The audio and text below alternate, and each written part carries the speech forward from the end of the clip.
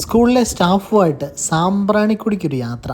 കൊല്ലത്തുള്ള സാമ്പ്രാണിക്കൊടി എന്ന് പറയുന്ന സ്ഥലത്ത് ആദ്യമായിട്ടാണ് പോകുന്നത്. അപ്പോൾ അതുകൊണ്ട് തന്നെ ഒരു എക്സൈറ്റ്മെൻറ്റ് ഉണ്ടായിരുന്നു എങ്ങനെയാണെന്നൊക്കെ ഉള്ളത്. കുറേ റീൽസുകളിലും വീഡിയോകളിലും ഒക്കെ ഇത് കണ്ടിരുന്നു ഈ സാമ്പ്രാണിക്കൊടിയെക്കുറിച്ച്. പക്ഷേ ആദ്യമായിട്ടാണ് പോകുന്നത്. ചെന്ന് കഴിഞ്ഞപ്പോൾ നമുക്ക് അവിടെ ഒരു ബോട്ടിംഗ് സൗകര്യമുണ്ട്. ആ ബോട്ടിൽ കയറി നമുക്ക് ടിക്കറ്റ് എടുത്ത് കഴിഞ്ഞാൽ ബോട്ടിൽ കയറി സാമ്പ്രാണിക്കൊടി ഐലൻഡിലേക്ക് പോകാം. ഇത് DTDCയുടെ ഒരു ബോട്ടിംഗ് സർവീസാണ്. അപ്പോൾ അത് ബോട്ടുകൾ ഇങ്ങനെ വന്നു പോയിരിക്കും.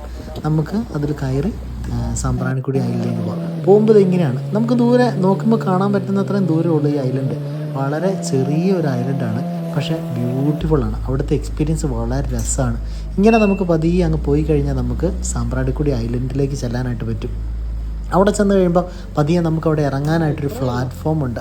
ആ പ്ലാറ്റ്ഫോമിൽ ബോട്ടിറങ്ങി പതിയെ നമുക്കങ്ങോട്ട് നടന്ന് നീങ്ങാം. ഒത്തിരിയേറെ ആളുകൾ വരുന്നുണ്ട്. നല്ലൊരു ടൂറിസ്റ്റ് പ്ലേസാണ്.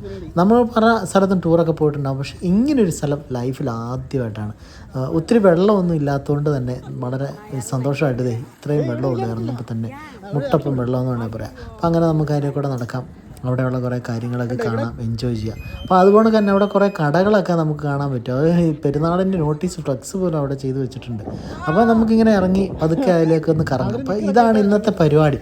സാമ്പ്രാണിക്കൊടി കൊല്ലത്താണ്. അടിപൊളിയാണ്. ലൈഫിൽ ഒരു പ്രാവശ്യമെങ്കിലും എക്സ്പീരിയൻസ് ചെയ്യണം.